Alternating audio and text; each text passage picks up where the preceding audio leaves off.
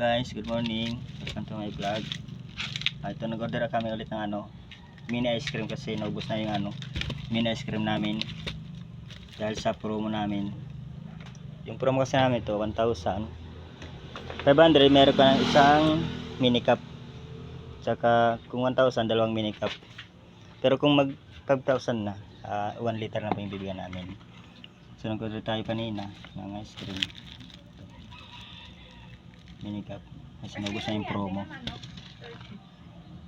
tsaka marami tayong pang benta rin ng ice cream, naubos na rin para ngayong Pasko.